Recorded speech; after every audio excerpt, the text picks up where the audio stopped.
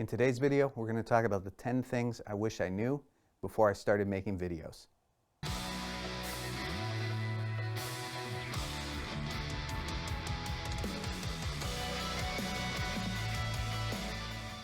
Making videos can be fun and rewarding, but there's also a lot that can go wrong along the way. And trust me, I've made plenty of mistakes. And so today, what we're going to do is go through a list of things that I wish I knew before I got started, so that hopefully you can avoid making some of the mistakes that I've made. So let's get into it.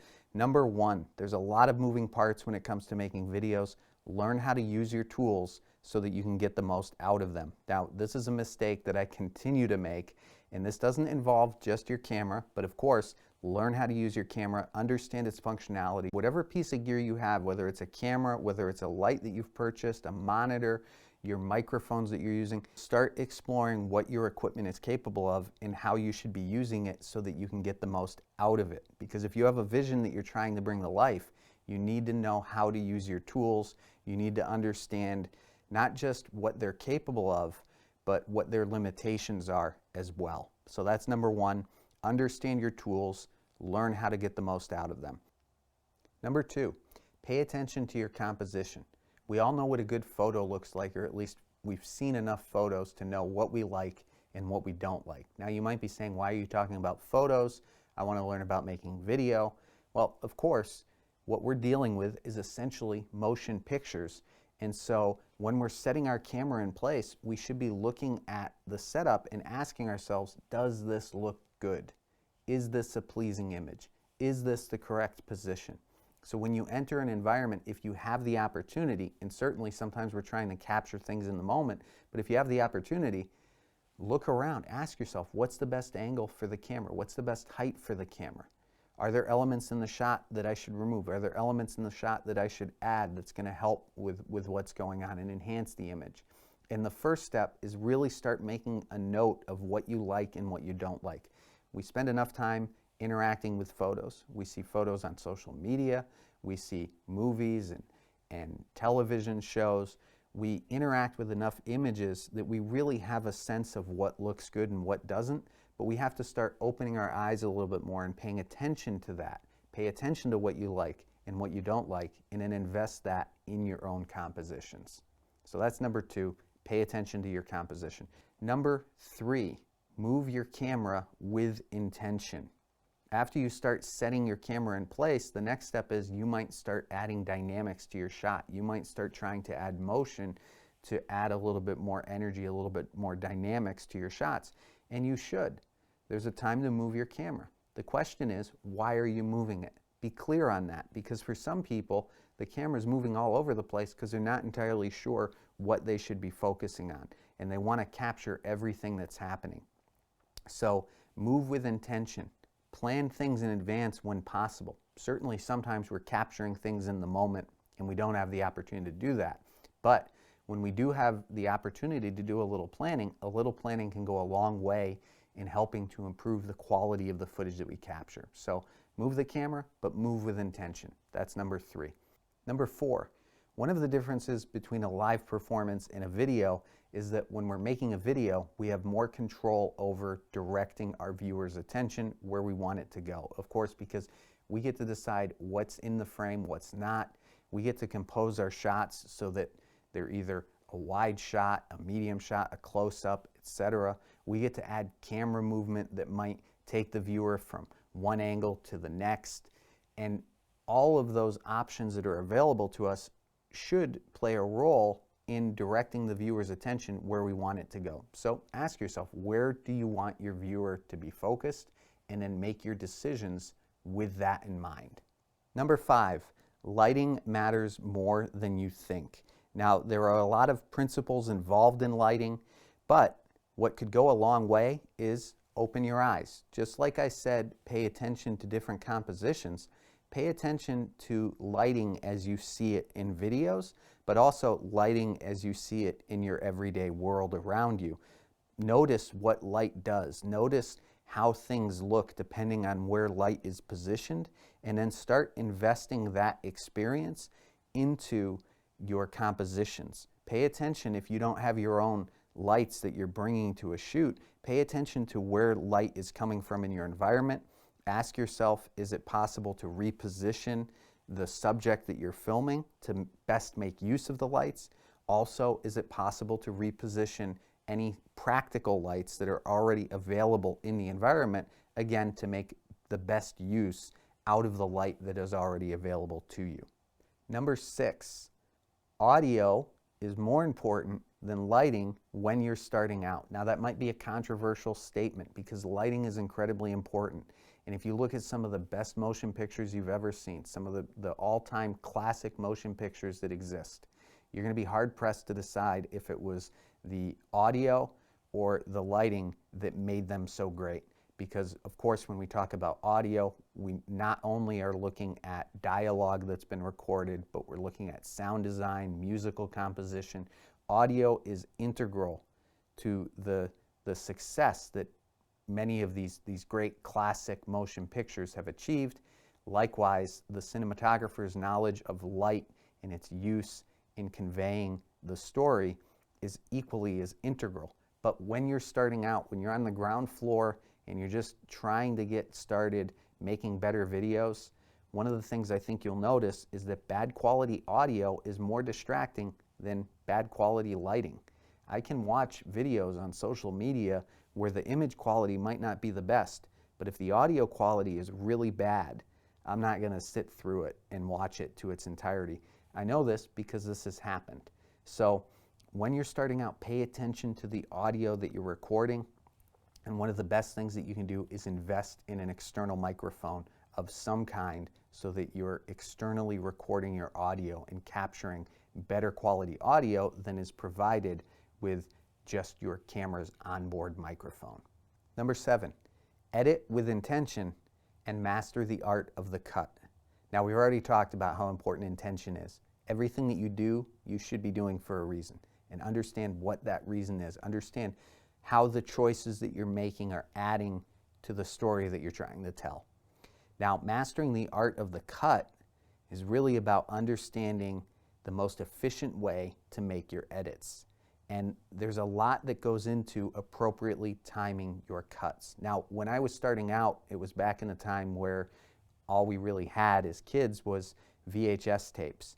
And so when I was growing up, what I would do is I would use VCRs to make my cuts. I would have a double-deck VCR, and I'd line up the footage where I wanted to make the cut, and I'd hit play and record, and then pause, and I'd line up for the next clip, and I'd go through making all the cuts I needed to make the sequences that I was looking to make. Now, in that environment, all I could do was execute cuts. And then along came software, and all of a sudden, a whole new world of effects was opened up to me. A lot of cheesy effects at the time with the software that I was using.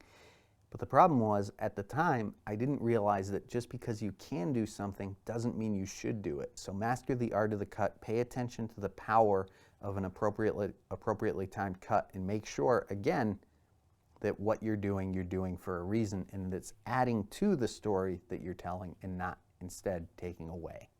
Number 8, for many of us, making a video starts with an idea. Now, of course, as I've already said, there are those times when making a video is just a matter of capturing what's happening in the moment, but usually there's a pre-production phase. Usually there is that creative process that's involved before we even start setting up the equipment. And so to be able to develop ideas and to be able to smooth that process along, you have to figure out what works for you. Find the strategies that work for you and implement them. This means find the space where you work best at coming up with your ideas. Maybe it's a room in your house, maybe it's going to the park or the beach and going for a walk, but figure out what works for you and then work things that way so that you can get the most out of the process. Number 9, in most instances, it's better to have a plan. Now, it's fun to go out with a camera and just wing it and try to throw together a video. But to get the most out of that video, usually there is that pre-production process, that creative process that we were just talking about. And investing a little bit in that, making a shot list, deciding what it is you're looking to capture, how you're looking to capture it, what are some of the shots that you're looking to integrate in the final product, being able to visualize that, put it on paper and go out with a plan in mind is going to go a long way to being able to achieve your vision. Number 10, keep asking, what's the difference? Now, this is a lesson in comparisons, and of course, when we set out to make videos, oftentimes it's because something or someone inspired us. It might be our favorite movie, it might be somebody that we follow on social media, and certainly along the way, we're going to find ourselves making comparisons against our work and the work of others. But more importantly, what this is a lesson in is that you should be making comparisons against yourself. You should be making comparisons against where you are now versus where you were when you started out. And if you're just starting out, big tip, don't throw away your early work. Save it just for the sole reason that you'll be able to look back on it and you'll be able to appreciate how far you've come. This is a mistake I made because I was making videos when I was younger, and a lot of them got thrown away when I got in high school because I was embarrassed, because I thought that those videos were silly and I didn't want anybody to see them. Now that I'm older, I wish I could look back on those videos. I wish I still had some of that footage. So keep your old footage so that you can make those comparisons. But there's another level to this, and that is that when you're learning new skills, making comparisons can be incredibly valuable. Somebody on YouTube can tell you how important lighting is, and they can show you the impact lighting has on their footage, but you aren't really going to understand and appreciate the impact it has until you can see the difference it makes on your own footage. So make comparisons. Ask, what's the difference? If you're not sure how important lighting is or what difference it's going to make, get some lighting equipment, maybe rent some equipment if you don't want to purchase your own, and then shoot some footage in an environment using just the available lights that are there, and then set some lights in place and ask, what's the difference? If you're not sure the impact that a microphone can have, shoot some video recording the audio with the onboard microphone from your camera, and then again, maybe you rent another microphone, or you've made the decision to purchase a microphone and you record the audio and you ask yourself, what's the difference? So what's the difference is a valuable question to be asking. It's important to make comparisons, but also keep in mind when it comes to making comparisons against other people's work, make sure you're comparing yourself against the right people. So that's number 10. Ask, what's the difference? Now a few bonuses for you. Number 11, learn keyboard shortcuts. When it comes to editing, always work to improve your workflow. And sometimes we get stuck. Sometimes we start doing things a certain way and it's hard to develop new ways of doing things. It's hard to break habits. And it can be tricky to learn keyboard shortcuts when you're starting out. What we tend to do is make our edits mainly with the mouse and the pointer and use the buttons on the software, but you're going to find that your workflow is greatly improved as you start to learn and explore different keyboard shortcuts. So that's an editing lesson, but it's also just a general lesson of don't let yourself get locked into habits that are going to stop you from improving the overall process. Number 12 is don't get too caught up in what software other people are using or what brands other people are using. And it's kind of tricky because sometimes there are certain brands that you're going to go towards because those are clearly the reliable brands that are putting out good products. But when it comes to cameras, it can be easy to see your favorite YouTubers come out and they're talking about the next best camera that's on the market, and now you feel like you have to have that camera.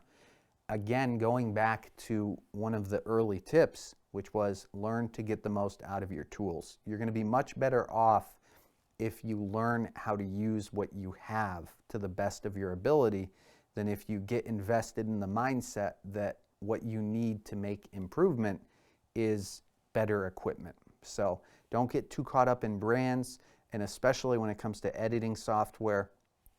If you have consumer level software or if you're using something more professional, chances are both will be able to do the edits that you need to do in order to make the videos that you're looking to make, at least for the time being. All right, that's a wrap for this video. I hope you enjoyed it. I hope you found it useful, and hopefully it will help you out in your journey towards making better videos.